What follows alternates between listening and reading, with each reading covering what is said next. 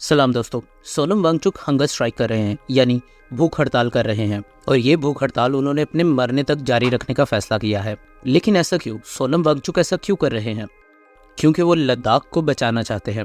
और बचाना किससे चाहते हैं वो वीडियो में मैं आगे आपको बताता हूँ। पहले जान लेते हैं कि सोनम वांगचुक कौन है। सोनम वांगचुक एक साइंटिस्ट, एक इन्वेंटर और एक टीचर हैं। इन्हें अपनी इन्वेंशंस और वेरियस कंट्रीब्यूशंस के लिए बहुत ज़्यादा अवार्ड्स भी मिल चुके हैं, जिनमें से बहुत ज़्यादा फेमस इनका आइस स्टूपा कॉन्सेप्ट भी है, जो दुनिया में वाइड यूज़ किया जा रहा है, जिसकी वजह से इन्हें टाइम टू टाइम सरकार की तरफ से बहुत ज़्यादा अवार्ड्स भी मिलते रहे हैं। ये कोई नॉर्मल पर्सनैलिटी नहीं है, ये बहुत ही एक्स्ट्रा ऑर्डिनरी पर्सनैलिटी है। इन पर एक मूवी भी बन चुकी है जो कि अपने टाइम से लेकर आज तक बहुत ही हिट साबित हुई है। और आई एम श्योर हम सब में से बहुत से लोगों ने वो मूवी देखी भी होगी और उसे पसंद भी करते होंगे। सोनम वांगचुक रियल लाइफ फुनसुक वांगडू हैं। जी हाँ, ये वही पर्सनैलिटी हैं जिन्हें 3 इडियट मूवी में आमिर खान ने रेंचो के करैक्टर में प्ले किया है। इनकी पर्सनैलिटी और इनके वर्क कंट्रीब्यूशन से इंस्पायर होकर 3 इडियट में ये करैक्टर उन पर बनाया गया है। और ये पूरी दुनिया में ग्रीन टीचर के नाम से भी मशहूर हैं। और अगर ऐसी पर्सनैलिटी हंगर स्ट्राइक कर रही है तो कुछ तो भयानक ज़रूर होने वाला है। अब ऐसा भी नहीं है कि सोनम वांगचुक ही प्रोटेस्ट कर रहे हैं और आज से ही करने लग रहे हैं। ये प्रोटेस्ट पूरे लद्दाख में पिछले कई सालों से होता आ रहा है। आखिर ये प्रोटेस्ट क्यों हो रहा है? लद्दाख के लोगों की क्या डिमांड्स हैं? और आर्टिकल 370 का इन सबसे क्या कनेक्शन है? आखिर क्यों मोदी सरकार लद्दाख को 6th स्केड्यूल में नहीं शामिल कर रही? और आखिर ये 6th स्केड्यूल है क्या? ये सभी बातें गहराई से जानने की कोशिश करेंगे आज की इस वीडियो में। Something is brewing in the scrapped Article 370 in Jammu.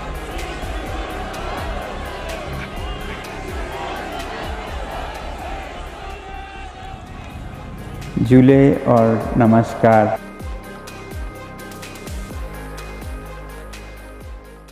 तो कहानी की शुरुआत करते हैं साल 2019 से, जब आर्टिकल 370 हटाया गया और लद्दाख को अपनी एक नई आइडेंटिटी मिली।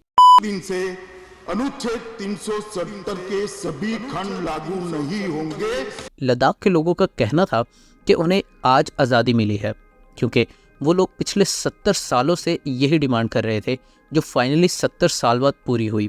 ज़रा सोच कर देखिए, शायद उन लोगों में से बहुत से लोग ऐसे होंगे जो ये फ्रीडम देखने के लिए शायद जिंदा भी ना हो। लेकिन सवाल ये है कि लद्दाख ऐसा चाहता क्यों था? इस बात को ज़रा गौर से समझिए। आर्टिकल 370 हटने से पहले लद्दाख और जम्मू एंड कश्मीर एक ही स्टेट था, और उनको गवर्नमेंट की तरफ से जो भी बजट या फंड्स मिलते थे वो ज़्यादातर जम्मू एंड कश्मीर के कुछ खास जगहों पर ही खर्च किया जाता था, जिसकी वजह से मेजर हिस्सा सिक्योरिटी पर स्पेंड होने था। और इसकी वजह से लद्दाख के लोगों के साथ सोतेले बच्चे जैसा सलूक होना शुरू हो गया। अब लद्दाख को फ्रीडम तो मिल गई थी, लेकिन प्रॉब्लम अभी भी वहीं पर थी, और लद्दाख के लोगों की आवाज़ दबी की दबी रह गई। लद्दाख के लोग क्या चाहते हैं? बेसिकली लद्दाख के लोगों की 3 डिमांड्स हैं। पहला, प्रोटेक्शन ऑफ एनवायरनमेंट। दूसरा, लद्दाख को फुल स्टेट कंसिडर किया जाए ताकि लद्दाख के लोगों को गवर्नमेंट जॉब्स और दूसरी फैसिलिटीज़ मिल सके। तीसरा, लद्दाख को 6th स्केड्यूल में शामिल किया जाए। और इस बात के लिए उन्होंने काफ़ी ज़्यादा प्रोटेस्ट भी किए हैं, यानी हर साल कुछ टाइम बाद उन्होंने काफ़ी ज़्यादा प्रोटेस्ट किए हैं और अपनी आवाज़ उठाई है ताकि गवर्नमेंट उनकी आवाज़ सुनकर उनको इंसाफ दे सके।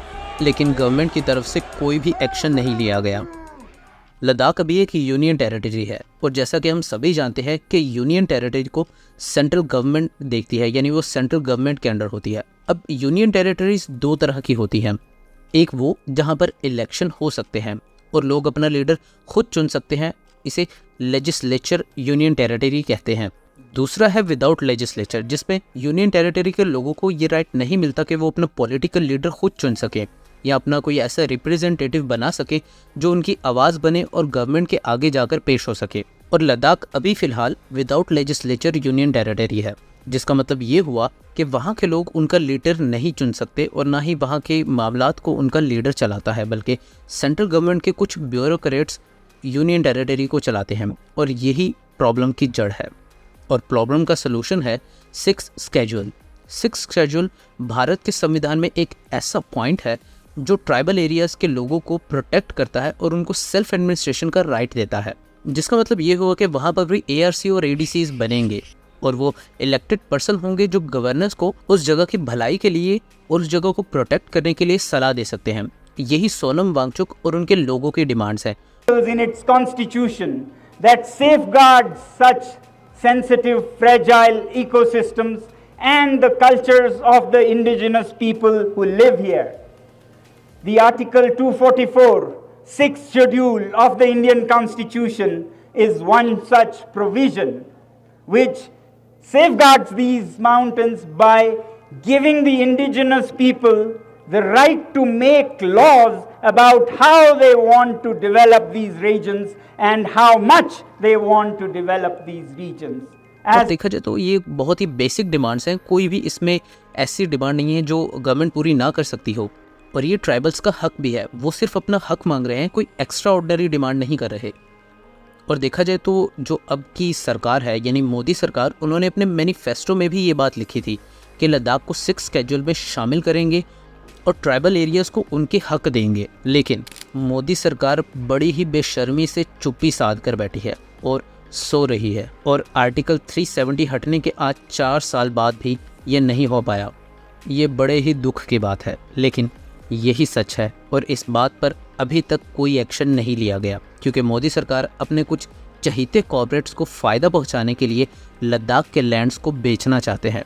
इसीलिए वो उनको उनका हक नहीं देते, क्योंकि वो लोग अपने लैंड और एनवायरनमेंट को इंडस्ट्रियल पोल्यूशन से प्रोटेक्ट करना चाहते हैं। लेकिन मोदी जी ऐसा नहीं चाहते। वो लद्दाख में इंडस्ट्रीज़ लगाना चाहते हैं और वहाँ के एनवायरनमेंट को डिस्ट्रॉय करना चाहते हैं। हालांकि ये बात सोनम वांगचुक उनको बहुत बार बता चुके हैं कि लद्दाख का एनवायरनमेंट बहुत ही ज़्यादा सेंसिटिव है, लेकिन मोदी जी अपने सो कॉल्ड दोस्तों को फ़ायदा पहुँचाने के लिए पूरे लद्दाख की कुर्बानी चढ़ाने को तैयार बैठे हैं, और ऐसा करके वो लोगों से उनका हक छीनना चाहते हैं। लद्दाख एक बहुत ही खूबसूरत और सेंसिटिव जगह है।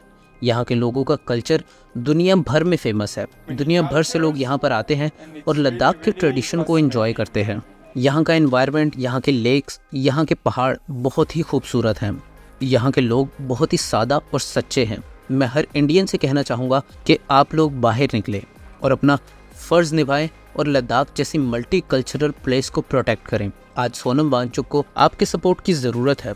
आप उन्हें भरपूर सपोर्ट करें और उनकी आवाज़ बने, उनका साथ दें और उनके साथ खड़े हों, और लद्दाख को और लद्दाख के लोगों को उनका हक वापस दिलवाने में उनकी मदद करें। और ये काम आप इस वीडियो को शेयर करके भी कर सकते हैं। आप इस वीडियो को जितना ज़्यादा शेयर करेंगे उतने ज़्यादा लोग सोनम वांगचुक और लद्दाख के लोगों को उनका हक दिलाने में मदद करेंगे। हम उम्मीद करते हैं कि आप इस नेक काम में सोनम वांगचुक और उनके लोगों का साथ ज़रूर देंगे। खुश रहें, आबाद रहें।